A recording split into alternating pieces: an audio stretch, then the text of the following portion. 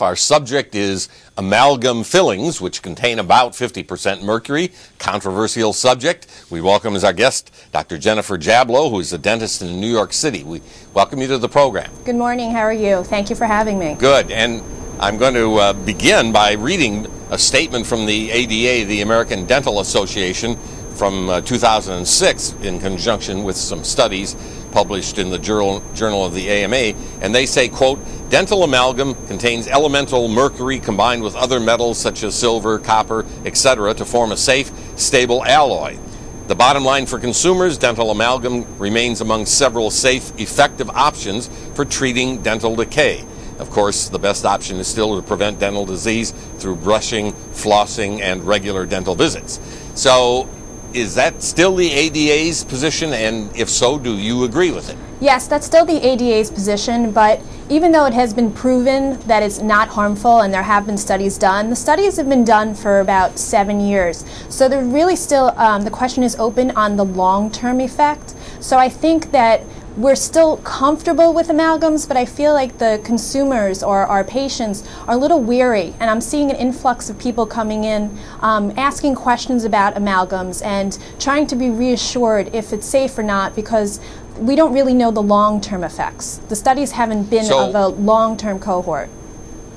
So what do you say specifically to people who come in and say, well, I don't want to take any risk, even though they appear to be safe, I want to have them taken out and replaced with something else? What do you say to them? We don't want to be alarmists here, but at the same time, amalgams are really not the best option anymore. Not because that we're so worried about the safety, as so much that this technology is so advanced and we have better options for our patients. So don't we want to give our patients the best options that are out there? And what are those options? Well, depending on how large the decay is in the tooth, if it's very small and contained, we can put composite resin fillings or those tooth-colored fillings in there, which have proven to be good because it's a chemical bond as opposed to a mechanical bond that the amalgams have. The amalgams and the mechanical bonds, actually about 10 to 12 years, do wear down. And then when you see secondary decay coming underneath those, the decay is quite large. And a lot of people, a large percentage, end up with root canals.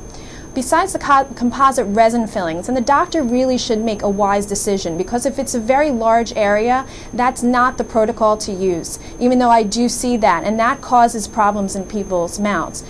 Porcelain or ceramic pressed inlays or onlays, which are like 3/4 crowns, are wonderful options because they're bonded into the tooth and they're very strong, so they support the back of the mouth very well. So if I'm hearing you correctly, when you think about replacing mercury fillings, you're doing it as much or more for improving the filling, so to speak, as any safety concern. Absolutely. I want to give my patients, and we all should want to treat our patients with the best options available. So don't we want to give patients what's advanced in technology and we know will work better for them in the long term? But for patients who have expressed no concerns about mercury, whose fillings seem to be okay, you don't get involved and urge them to remove them, I'm gathering. You know, it takes about 10 to 12 years and then the fillings do start to break down.